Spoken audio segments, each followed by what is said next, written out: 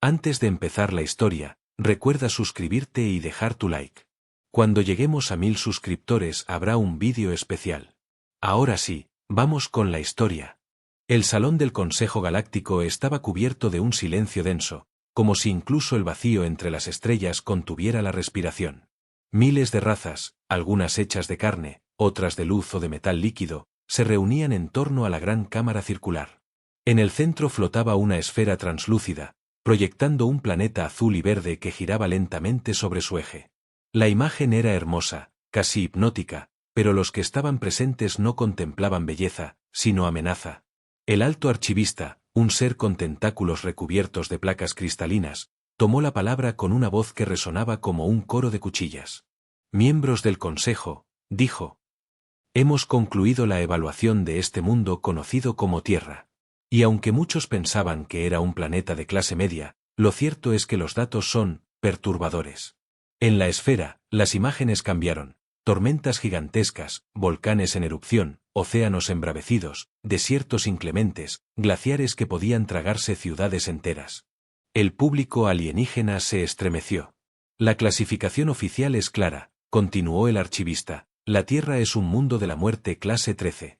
Un murmullo recorrió la cámara. Para la mayoría de las civilizaciones, un mundo clase 7 ya era casi imposible de colonizar. Clase 10 era sinónimo de suicidio.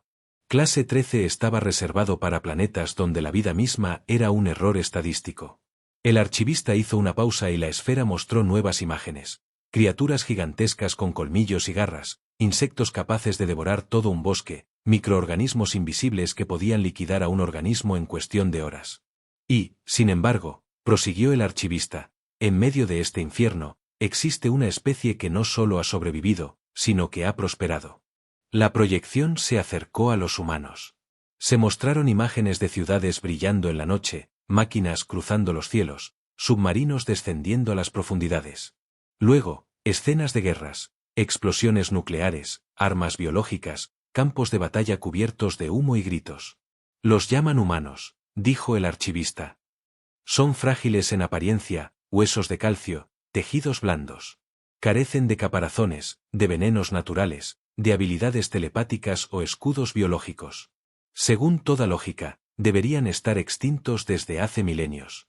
Un consejero reptiliano, con escamas de obsidiana, golpeó la mesa. Eso es imposible. ¿Cómo pueden resistir en un mundo clase 13? El archivista mostró más imágenes. Un grupo de humanos escalando montañas cubiertas de nieve con nada más que telas y herramientas metálicas primitivas, otros nadando entre tiburones, riendo mientras las bestias rondaban sus cuerpos, soldados marchando en desiertos ardientes, cargando más peso del que su biología debería tolerar. No resisten, respondió el archivista. Ellos abrazan el peligro. Hubo un silencio gélido. Las especies más antiguas del Consejo, aquellas que habían visto morir mundos enteros, comprendieron la implicación. La Tierra no era solo un infierno natural, era una forja. Y lo que salía de esa forja era algo que el universo jamás había visto. Una consejera de silicio, cuyas palabras eran vibraciones, habló con inquietud. ¿Cuál es la propuesta? ¿Aislarlos? ¿Vigilarlos? ¿O eliminarlos antes de que crucen nuestras fronteras? El archivista bajó sus tentáculos y dejó que la esfera mostrara una última imagen, un astronauta humano, caminando por la superficie de la Luna, con una bandera clavada en el polvo gris. Miembros del Consejo, dijo con voz grave, los humanos ya han comenzado a abandonar su mundo. Un estremecimiento colectivo recorrió la cámara. La Tierra no era simplemente un planeta clase 13. Era la cuna de una especie que había convertido el dolor en combustible, la muerte en maestra, y la imposibilidad en rutina. El archivista terminó el informe con una frase que heló el alma de todos. Si no actuamos ahora, quizá muy pronto debamos modificar la clasificación. Porque, técnicamente, la Tierra podría ser un mundo de la muerte clase 14. La cámara entera explotó en discusiones, amenazas y propuestas contradictorias. Algunos pedían el exterminio inmediato, otros exigían estudios más profundos. Pero todos compartían el mismo temor. La humanidad no era una anomalía pasajera. Era una advertencia. Y mientras las voces alienígenas chocaban en aquel salón interestelar, en la superficie azul del planeta maldito, un niño humano reía bajo la lluvia, inconsciente de que millones de ojos lo observaban desde las estrellas. Las órdenes llegaron con un frío que atravesaba cualquier capa de protocolo diplomático. El Consejo Galáctico no podía permitir decisiones basadas únicamente en informes y estadísticas. Necesitaban pruebas vivas, experiencias directas. Por eso, en el silencio del espacio profundo, una pequeña flotilla de naves de reconocimiento fue enviada hacia el sistema estelar que los humanos llamaban Sol. No eran naves de guerra, ni portaban insignias de imperios conocidos. Sus cascos estaban diseñados para volverse invisibles a los sensores terrestres y a la mirada humana. Dentro, los tripulantes, observadores de distintas especies, repasaban las instrucciones: no interactuar, no alterar, solo mirar, solo registrar. Pero incluso antes de llegar, muchos sabían que sería imposible cumplir esa orden. La primera impresión de la Tierra desde la órbita baja fue desconcertante. Un planeta tan vivo, tan inquieto, que parecía cambiar de rostro a cada instante. Nubes colosales se formaban y se deshacían como si fueran ejércitos en movimiento. Los océanos rugían con corrientes caóticas. Los continentes brillaban con tormentas eléctricas que parecían batallas interminables. El comandante de la misión, un ser con cuerpo alargado de obsidiana líquida, no pudo evitar un comentario. Este mundo parece un animal que respira y se sacude con furia. Los registros comenzaron. Desde órbita, observaron la actividad humana, ciudades iluminadas como constelaciones artificiales, carreteras que atravesaban desiertos, barcos que cruzaban mares embravecidos. El contraste era absurdo, una especie que había transformado un infierno en un tablero de juego. La primera misión de campo fue en un desierto abrasador. Una cápsula de observación descendió sin ser detectada y se camufló bajo las arenas ardientes. Desde allí, los alienígenas vieron a un grupo de humanos correr kilómetros bajo un sol implacable. Sus cuerpos sudaban, jadeaban, se tambaleaban, pero ninguno se detenía. ¿Qué propósito tiene esta tortura?, preguntó un observador de piel traslúcida, acostumbrado a vivir en mares de oxígeno líquido. Otro respondió, consultando sus traductores. Lo llaman competencia. Una prueba voluntaria. El silencio que siguió fue más aterrador que cualquier grito. La siguiente parada fue en un océano. Sumergidos en cápsulas invisibles, observaron a pescadores humanos enfrentando olas gigantescas en barcos pequeños, lanzando redes entre truenos y relámpagos. No era supervivencia forzada, los humanos cantaban mientras el mar amenazaba con tragarlos. Uno de los observadores, un ser anfibio, registró con voz temblorosa: no luchan contra el peligro, lo celebran. En las montañas heladas del norte, encontraron otro espectáculo imposible. Decenas de humanos escalaban paredes de hielo, clavando picos metálicos mientras el viento cortaba sus pieles y la nieve amenazaba con sepultarlos. Algunos caían, morían, pero los demás seguían subiendo. ¿Qué buscan allí arriba?, preguntó un observador insectoide, incapaz de comprender la obsesión. La respuesta llegó de los traductores, analizando las conversaciones humanas. Dicen que lo hacen porque está allí. El archivo de horrores no tenía fin. Observaron rituales de lucha donde los humanos se golpeaban hasta sangrar por entretenimiento. Vieron exploradores adentrarse en selvas llenas de venenos y fiebres incurables. Miraron a soldados avanzar bajo lluvia de fuego, defendiendo territorios áridos que apenas podían sostener vida. Los observadores comenzaron a sentir un miedo creciente. La mayoría de las especies del Consejo evitaban los entornos letales, los catalogaban como condenas inevitables. Los humanos, en cambio, parecían buscarlos. Era como si cada obstáculo mortal fuera un desafío personal. Uno de los momentos más perturbadores ocurrió en la capital de un imperio humano. Desde lo alto, los observadores presenciaron un desfile militar, miles de soldados marchando, máquinas de guerra exhibiéndose como trofeos. El rugido de la multitud no era de temor, sino de júbilo. Un observador veterano, que había estudiado civilizaciones en colapso, murmuró con inquietud: no celebran la destrucción, celebran su capacidad de sobrevivirla. El informe preliminar fue enviado al Consejo, pero muchos observadores se negaron a abandonar la órbita terrestre. Algo en los humanos los atraía, una mezcla de terror y fascinación. Decidieron acercarse aún más, descender en misiones encubiertas para caminar entre ellos. Un equipo se infiltró en una ciudad iluminada. Caminaron entre calles abarrotadas, sintiendo el calor, el ruido, los olores. Los humanos reían, discutían, comían en locales humeantes, cantaban en plazas. Y, en cada rincón, había peligro latente, cuchillas en cocinas, vehículos a velocidades absurdas, sustancias tóxicas consumidas por placer. Uno de los observadores, incapaz de entender, preguntó: ¿No tienen miedo de morir en cualquier instante? Y la respuesta, escuchada de labios de un humano que brindaba con una copa en la mano, fue simple y brutal. Por eso vivimos intensamente. Las misiones continuaron. Algunos observadores fueron testigos de guerras abiertas, proyectiles cruzando los cielos, ciudades reducidas a cenizas. Otros vieron a médicos humanos caminar entre cadáveres para salvar a uno solo. Otros, aún más desconcertados, observaron a niños jugando en campos de batalla, riendo en medio de ruinas. La conclusión se hizo inevitable: los humanos no eran una anomalía. Eran un patrón. Un modo de existencia que convertía la muerte en un vecino más, una sombra constante que, lejos de paralizarlos, los empujaba hacia adelante. Cuando las naves de observación finalmente partieron, llevando consigo millones de registros, los tripulantes ya no eran los mismos.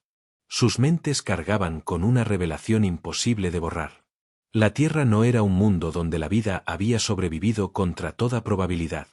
Era un mundo donde la vida había aprendido a bailar con la muerte. Y los humanos eran los mejores bailarines. El protocolo era claro: observar, registrar, no interactuar. Pero la Tierra tenía la costumbre de destrozar protocolos como quien arruga un papel y lo lanza al fuego. Fue en las llanuras heladas de Siberia donde ocurrió lo inevitable. Una tormenta de nieve rugía como un monstruo blanco, barriendo con todo lo que no estuviera enterrado o aferrado a la tierra. En medio de ese caos, una cápsula de observación quedó varada. Su camuflaje óptico se quebró por la descarga electromagnética de la tormenta. Por primera vez, los humanos vieron a un visitante. El explorador alienígena emergió de la cápsula con la intención de repararla, confiando en que el clima mantendría alejados a los habitantes de aquel mundo. Pero los humanos tienen un talento innato para aparecer donde no deberían. 3 figuras se abrieron paso entre la ventisca: cazadores locales, cubiertos de pieles gruesas, con los rostros endurecidos por el frío. Al principio, el alienígena preparó su arma de pulso, convencido de que la confrontación era inevitable. Sin embargo, en lugar de miedo o agresión, los humanos reaccionaron con algo que jamás habría anticipado: curiosidad. ¿Qué demonios eres tú?, dijo uno de ellos, en un idioma áspero, mientras otro encendía una antorcha improvisada para ver mejor. El alienígena, paralizado, no supo cómo responder. Su traductor automático apenas lograba descifrar fragmentos de aquel idioma lleno de sonidos guturales. Antes de poder reaccionar, uno de los humanos se rió. Una carcajada profunda, sincera, que resonó en la tormenta como si la muerte misma no fuera motivo de silencio. Sea lo que sea, parece congelado, dijo el segundo. Ven, extraño, acércate al fuego. El explorador no comprendió. Ninguna de las especies que conocía habría invitado a un ser desconocido, posiblemente hostil, a compartir calor. Aún así, fue llevado hacia un pequeño refugio construido con troncos y cubierto de nieve. Allí, los humanos encendieron un fuego, ofrecieron carne seca y aguardiente. El alienígena observó cómo bebían y reían, mientras el viento afuera golpeaba con la fuerza de 1.000.000 de cuchillas. Nadie parecía asustado. Nadie mostraba ansiedad por compartir espacio con un ser cuya forma era extraña, cuyos ojos brillaban con tonos que ninguna biología terrestre debería emitir. En un intento de comunicación, el explorador activó su traductor y murmuró con voz metálica: «No, soy de aquí». Uno de los cazadores levantó la copa, sonrió mostrando dientes amarillentos y respondió: «Nosotros tampoco lo somos, amigo. Nadie sobrevive aquí mucho tiempo, a menos que aprenda a reírse de la muerte». El alienígena grabó esas palabras. Sabía que el consejo jamás las creería. Durante los días siguientes, mientras la tormenta impedía cualquier rescate, el explorador convivió con los humanos. Observó su modo de encender fuego con manos temblorosas, su manera de contar historias en la oscuridad para espantar el miedo, la facilidad con que compartían lo poco que tenían. Descubrió algo aún más desconcertante: cada herida, cada pérdida, se convertía en motivo de relato, de chiste o de canto. Uno de los cazadores le mostró una cicatriz en el brazo y explicó que había sido un ataque de oso. En vez de relatarlo con dolor, lo narró como una anécdota cómica, acompañado de risas. El alienígena no entendía cómo un recuerdo mortal podía transformarse en entretenimiento. Lo más perturbador llegó cuando los humanos, sin temor alguno, comenzaron a hacerle preguntas. ¿De dónde vienes? ¿Tienes familia? ¿Allá afuera hace más frío que aquí? El explorador, limitado por su traductor, respondió con frases torpes. Pero cada palabra parecía bastar para encender más curiosidad. Los humanos no lo trataban como a un monstruo, ni como a un dios. Lo trataban como a otro ser vivo atrapado en el mismo infierno blanco. Cuando al fin la tormenta cesó y la cápsula pudo ser reparada, los cazadores lo acompañaron hasta el lugar del aterrizaje. En lugar de huir o atacarlo, se limitaron a estrechar su mano. Ese gesto, simple y brutal, estremeció más al alienígena que cualquier arma.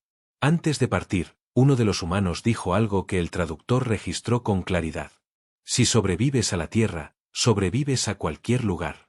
El regreso al puesto orbital estuvo marcado por un silencio absoluto.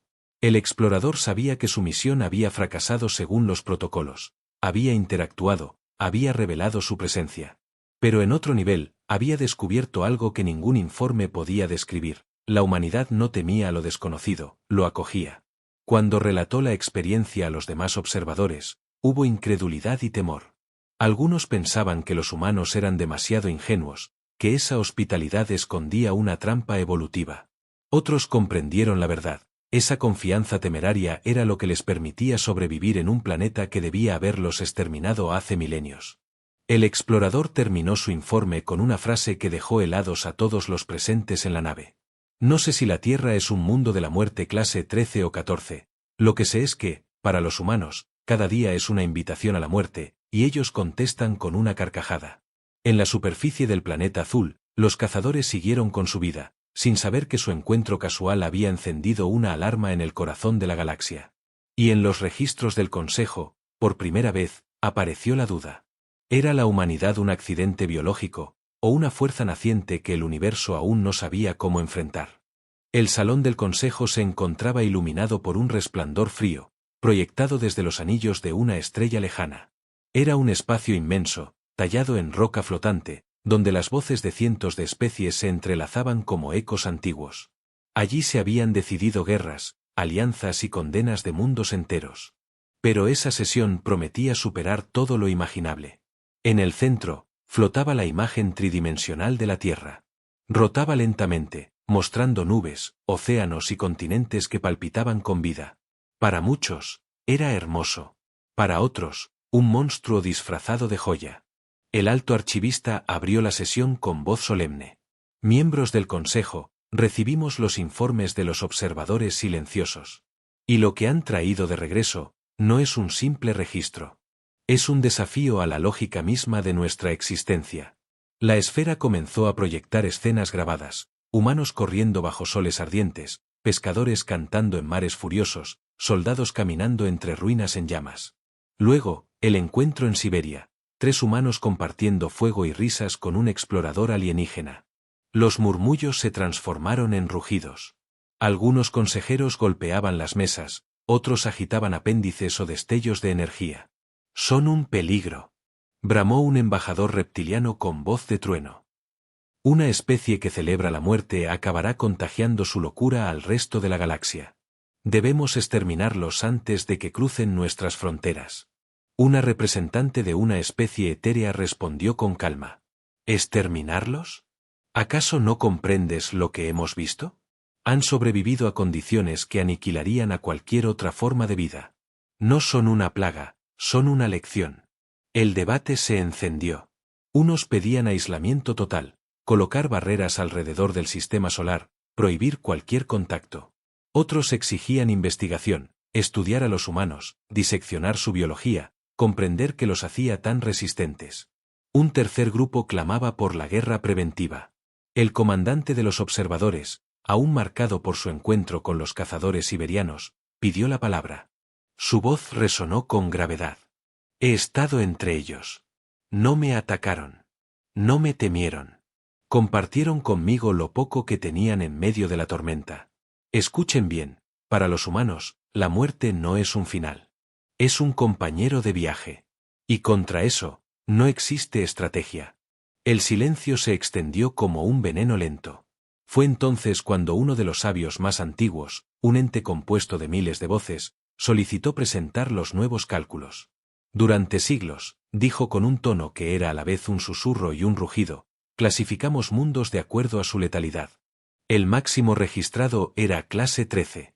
Pero tras analizar la Tierra, debo corregir el error.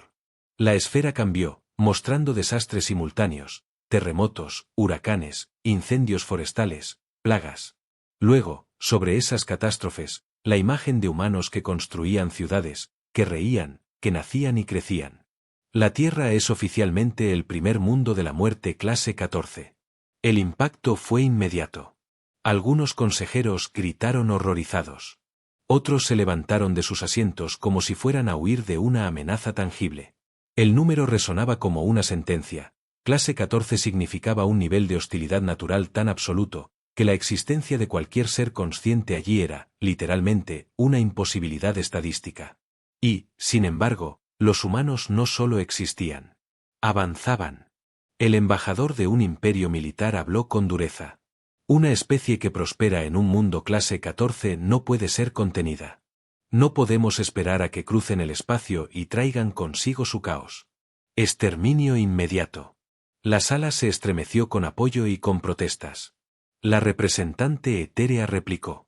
¿Y si destruyendo a la humanidad perdemos la oportunidad de aprender? ¿Y si ellos son la clave de una resistencia universal? Otro consejero, de una especie artificial construida de circuitos vivos, lanzó una advertencia. Ya han salido de su mundo. Pusieron pies en su luna. Enviaron sondas más allá de sus fronteras. Lo hacen con tecnología primitiva, sí, pero lo hacen. Y lo harán otra vez, y otra, hasta que el vacío se rinda a ellos. El debate se transformó en caos. Gritos en lenguajes imposibles, descargas de energía, tentáculos agitados, vibraciones que hacían temblar el suelo. Era como si toda la galaxia se partiera en dos, destruirlos o dejarlos vivir. Finalmente, el alto archivista pidió silencio. Su voz retumbó como un martillo. He escuchado a cada uno de ustedes. Y debo confesar que la respuesta no está en este salón. La humanidad no puede ser evaluada con nuestras categorías. No podemos aplicar las leyes de mundos civilizados a una especie nacida del abismo. Se inclinó hacia la esfera y la Tierra brilló con un azul feroz. Pero algo es seguro, si los dejamos avanzar sin control, no se limitarán a sobrevivir. Nos obligarán a redefinir la vida misma. Al concluir la sesión, no hubo resolución. El consejo se disolvió en facciones enfrentadas, los que temían y los que admiraban a la humanidad. Sin embargo, en los corredores oscuros de la estación, ya se gestaba una decisión secreta. Un grupo de civilizaciones planeaba capturar humanos para someterlos a pruebas. Querían saber si de verdad la especie era indestructible. Y en la penumbra del cosmos, mientras el Consejo discutía su destino, los humanos seguían encendiendo hogueras, celebrando bajo la lluvia, construyendo ciudades y lanzando sueños al cielo estrellado, inconscientes de que se habían convertido en el tema más temido y debatido de toda la galaxia. El Consejo se había disuelto en disputas interminables, pero en las sombras de la galaxia algunos no podían esperar más. La idea se gestó en susurros y miradas cómplices. Si los humanos eran realmente indestructibles, había que probarlo.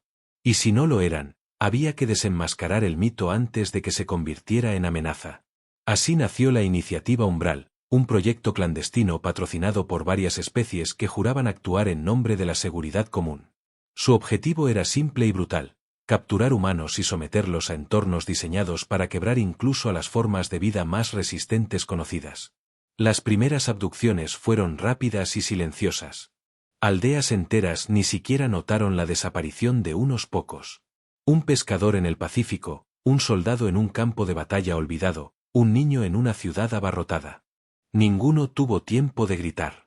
Fueron arrancados de su mundo y transportados a una estación oculta en la órbita de un agujero negro, un lugar donde nadie haría preguntas. Los laboratorios de la estación eran un desfile de horrores. Cámaras de presión capaces de aplastar titanio. Habitáculos helados a temperaturas que congelaban gases en segundos. Cápsulas con atmósferas tóxicas, mares de ácido, radiación letal.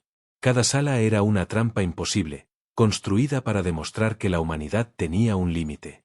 El primer sujeto fue el pescador. Lo arrojaron a una cámara de presión que aumentaba gradualmente hasta niveles que habrían pulverizado a cualquier organismo marino. Los científicos observaron expectantes, y vieron al hombre resistir más de lo calculado. Sus huesos crujieron, su piel sangró, pero en lugar de rendirse comenzó a reír. ¿Por qué se ríe?, preguntó un técnico horrorizado. El traductor automático captó las palabras del humano. Esto se siente, como bucear profundo. Cuando finalmente perdió el conocimiento, los sensores indicaron algo imposible. Su organismo había intentado adaptarse, como si cada célula buscara un modo de resistir la aplastante presión. El segundo sujeto fue el soldado. Lo introdujeron en un entorno simulado, un campo de batalla alienígena, con explosiones y proyectiles que caían como lluvia. Cualquier otra especie habría enloquecido en minutos. El soldado, en cambio, se orientó instintivamente, buscó cobertura, improvisó armas con los restos del entorno virtual. Cuando los proyectiles cesaron, lo encontraron sentado sobre un cráter humeante, encendiendo un cigarrillo con una chispa. Al ver a sus captores, murmuró con ironía. ¿Eso es todo lo que tienen? He visto peores mañanas. Los observadores comenzaron a inquietarse. El tercer sujeto fue el niño. Lo colocaron en un ambiente hostil, una selva alienígena llena de criaturas venenosas, hongos que exhalaban toxinas, raíces que devoraban carne. Esperaban que llorara, que colapsara, que pidiera ayuda. Pero el niño jugó. Corrió entre las plantas, persiguió insectos luminosos, se rió de los rugidos de las bestias. Cuando una criatura intentó atacarlo, lanzó una piedra con tanta precisión que la hizo retroceder. Para los científicos, fue el mayor de los horrores. No era entrenamiento, no era instinto militar. Era pura inocencia humana, enfrentando la muerte como si fuera un juego. Los experimentos se multiplicaron. Humanos sometidos a temperaturas ardientes resistían más allá de lo previsto. Expuestos a radiación, muchos mostraban mutaciones rápidas que, en lugar de debilitarlos, los fortalecían. En un experimento final, un grupo fue encerrado en una estación colapsante, con sistemas de soporte apagándose. Los captores esperaban caos y desesperación. En cambio, los humanos improvisaron, desarmaron paneles, reconectaron cables, fabricaron herramientas improvisadas. Uno de ellos, un mecánico capturado en una fábrica, logró reiniciar un sistema de energía que los mismos ingenieros alienígenas consideraban irreparable. No entienden nada, les dijo mientras encendía las luces. Para nosotros, arreglar lo roto es lo normal. El terror comenzó a propagarse entre los mismos científicos. Aquello no era resistencia, era algo más profundo. Cada humano parecía transformar el sufrimiento en motor, la catástrofe en oportunidad. Un observador, casi al borde de la histeria, escribió en su registro. No son indestructibles. Son inagotables. No importa cuánto los derribes, se levantarán. Y si no pueden levantarse, se arrastrarán. Y si no pueden arrastrarse, morderán. No entienden el concepto de rendición. El clímax llegó cuando un grupo de humanos, encerrados en un módulo experimental, logró coordinarse. Se comunicaban sin traductores, sin tecnología, solo con gestos y miradas. En cuestión de horas, convirtieron su celda en una fortaleza improvisada, forzando sistemas de ventilación, hackeando terminales con herramientas primitivas. Los supervisores intentaron recuperar el control. Pero los humanos no huían. Atacaban. Cuando los guardias entraron al módulo, los encontraron convertidos en presas. Un soldado humano había arrebatado un arma, otro había bloqueado las puertas, el niño había escondido trampas improvisadas. En cuestión de minutos, la estación clandestina estaba bajo asedio. La iniciativa Umbral terminó en desastre. Algunos humanos escaparon, otros murieron, pero todos dejaron atrás un mensaje imborrable: no podían ser controlados. Los sobrevivientes, al ser rescatados por sus captores desesperados por encubrir la operación, pronunciaron palabras que resonarían en todos los registros. Gracias por el entrenamiento. El eco de la rebelión humana alcanzó al Consejo. Lo que debía ser un secreto se filtró en rumores, en datos imposibles de esconder. La humanidad no solo había resistido. Había demostrado que, en los laboratorios más mortales del universo, seguían siendo la misma especie que encendía hogueras en medio de tormentas. Tercos, ingeniosos, indomables. El miedo dejó de ser teoría. La galaxia comprendió que había jugado con fuego. Y que los humanos, lejos de apagarse, acababan de encenderse aún más. El eco de la iniciativa Umbral recorrió la galaxia como un incendio imposible de contener. Al principio fueron rumores, humanos escapando de laboratorios secretos, estaciones enteras puestas de rodillas por un puñado de prisioneros. Luego llegaron los informes confirmados, las grabaciones, los testimonios desesperados de científicos que habían visto lo imposible. La verdad se había vuelto indiscutible, la humanidad no era una anomalía temporal. Era un fenómeno. El Consejo Galáctico se reunió de urgencia. La sala circular vibraba de tensión. Ninguna decisión había sido tan temida en siglos. El planeta azul giraba en el centro del recinto, como un ojo abierto que observaba a todos. El alto archivista habló primero, su voz un rugido de cristales fracturándose. Se realizaron experimentos prohibidos. Y fracasaron. Los humanos resistieron, se adaptaron y, en varios casos, contraatacaron. El mito es real. La humanidad no se quiebra. Las voces estallaron en un caos insoportable. Algunos embajadores clamaban exterminio total, arrasar la Tierra con armas estelares antes de que fuera demasiado tarde. Otros pedían estudio, aprendizaje, alianzas. Unos pocos, los más ancianos, permanecían en silencio, con un terror tan profundo que ni siquiera podían argumentar. Un embajador reptiliano golpeó la mesa con sus garras. Si dejamos que sigan, nos destruirán a todos. Cada guerra que enfrenten los hará más fuertes. Cada catástrofe los convertirá en algo nuevo. Es nuestra última oportunidad de detenerlos. La representante etérea respondió, su voz como un coro de campanas. ¿Detenerlos? ¿No ves lo que ocurrió? Intentamos quebrarlos y lo único que logramos fue enseñarles a luchar contra nosotros. ¿Qué pasará si atacamos su mundo? Aprenderán a resistir el fuego de las estrellas. Y cuando sobrevivan, no habrá nada que pueda frenarlos. El debate se convirtió en gritos, en destellos de energía, en vibraciones que estremecían los cimientos de la sala. El consejo entero estaba dividido. Pero todos sabían que no podían postergar la decisión. El comandante de los observadores pidió la palabra. Se levantó lentamente, y su voz, cargada de la memoria de Siberia, atravesó la cacofonía. He visto sus ojos en medio de una tormenta. He compartido fuego con ellos. He escuchado su risa cuando la muerte estaba a un suspiro de distancia. Y os digo esto, destruirlos no acabará con ellos. Solo los hará eternos en la memoria de cada especie que intente exterminarlos. Se inclinó hacia la proyección de la Tierra. No necesitamos decidir si son una amenaza. Ya lo son. La única elección que tenemos es si queremos que sean nuestros enemigos, o nuestros aliados. El silencio cayó como un manto. Un anciano consejero, una entidad compuesta de miles de microvidas, pidió hablar. Su tono era quebrado, pero firme. No lo comprendéis.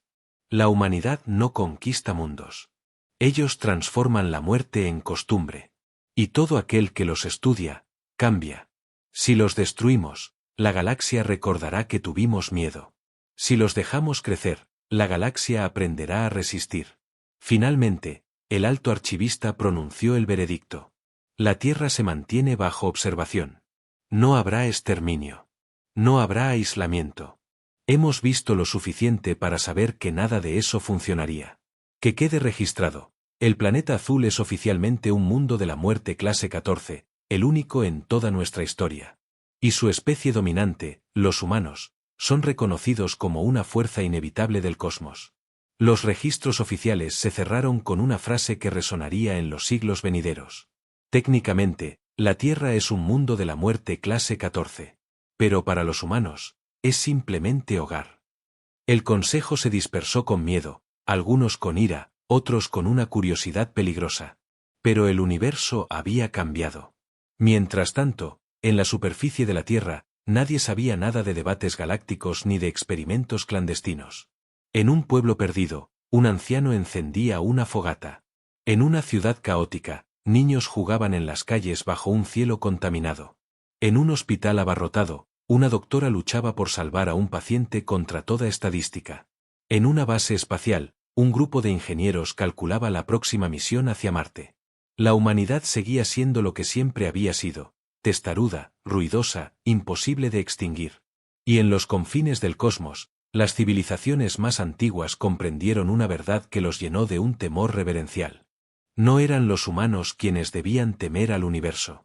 Era el universo quien debía aprender a temer a los humanos.